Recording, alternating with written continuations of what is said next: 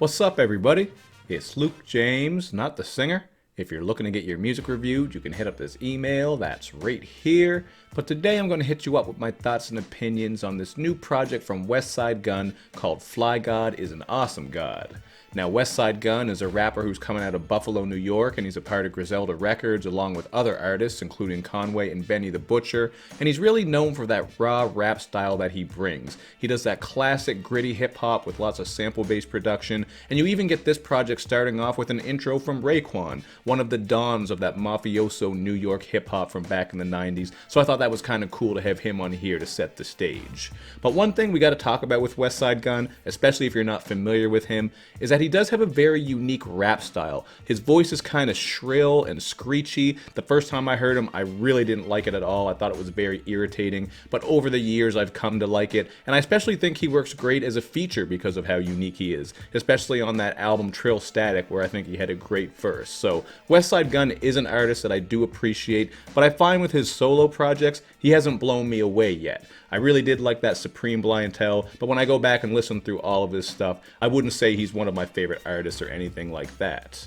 On top of the fact that he does have this screechy and shrill voice that he raps in, he also puts ad-libs all over this damn shit. You'll hear him going do do do do do do do do do brrr, do do do do do, basically doing the sound effects to a fucking Rambo movie throughout, to the point that sometimes it can get a bit irritating. You'll notice this especially on parts of Lakers versus Rockets where he's doing that. And he does work some sing-songy flows that are kind of weird too. I think he's really an artist who you're either going to love him, or I'm not going to say you're going to love him or hate him, but I feel like people who really do like what he's doing here, I can understand where they're coming from, because it is something that's so different. So I could understand someone loving it or hating it. Myself, I do kind of fall in the middle, although at first I really didn't like it at all. He just is one of these unique characters, so I do appreciate that. I just think it's a matter of taste if you can take his voice, those constant ad-libs, and some of that sing-song and stuff I'm talking about. But in spite of what I said so far, I still really like that old school hip-hop sound that he's bringing, and he brings a lot of classic wrestling references too, so that's something that I definitely fuck with.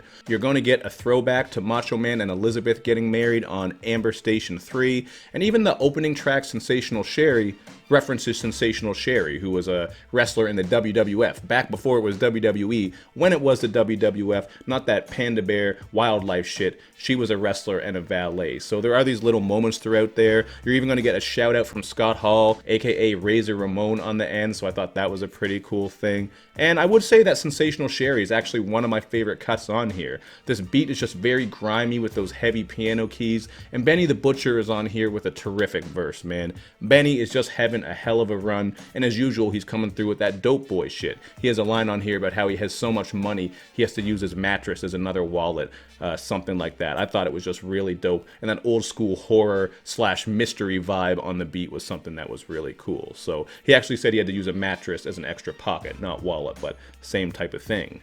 Now, there are also some standout performances from Conway, Mayhem Lauren, and Hologram on 1000 Shot Mac. So I think Westside Gunn, like I said earlier, for me personally, I really like how he sounds when he's with other people, because it makes his voice cut through a little bit more. Whereas when it's just a full song or a project that's mostly just him, like a solo record, you know, he's not one of my favorite artists. But I thought that track was hard, just this gangsta-ass posse cut with no hook. And Hologram had a pretty funny bar on here about a girl who can queef melodically. I mean, if she can do that, he's got to find her, put her on tour, and make some money, because I think that's something that people would pay to see. That's pretty impressive. Even more impressive than shooting ping pong balls out of there. If he's got a girl who can queef melodically, man, that's something that's kind of special. But, you know I've been focusing on the features more than Westside Gunn himself here, as well as some of the styles that he's doing. But that's how it is, man. I don't consider him to be an overly great lyricist, although he does bring some humor and funny stuff once in a while, as well as that gritty street shit that you would expect. So on the song Batista, for example, this is another reference to wrestling, because Dave Batista,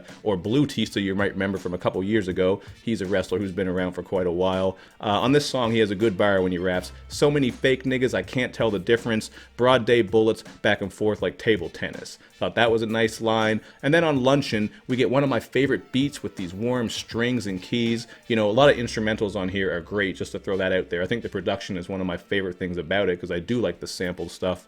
On here, he's dropping some Scarface imagery about having someone in the shower and he's coming at him with a chainsaw, something like that. So you're getting that gangsta shit, that mafioso vivid imagery that you would expect, but nothing too deep. Like, I didn't find the content and concepts here were extra strong or fleshed out in a unique way, and these songs are very short as well, so a lot of them kind of come and go. In particular, Ferragamo Funeral, Gun Lib, and Dance Floor Love, although once again, we do get some nice sample-based production here, but they come and go so fast that, for me personally, they didn't really stick. So, for me, you know, I'm going to go with a 3 out of 5 here. I think Westside Gunn has that cool style that sticks out a lot. I like the production quite a bit on here, and if I had to pick a least favorite track, it would be Pete's Sake. Now, Westside Gunn's actually not even on this song. I think it's just Benny and Conway, but the beat here just sounded really jumbled. The way everything was mixed together, I just thought it sounded kind of messy, so that was my least favorite track. But yeah, man, I think if you're a Westside Gunn fan, you know what you're in for. I'm sure you'll be happy with what you're getting here. But if you're not a Westside Gunn fan, based on what you've heard up to this point,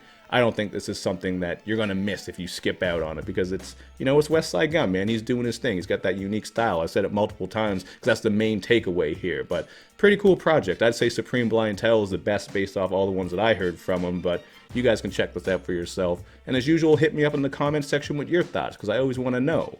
You also want to make sure you do all that good YouTube and social media stuff where you show me love and you show me lots of it. Thank you for watching, everybody. I will see you next time.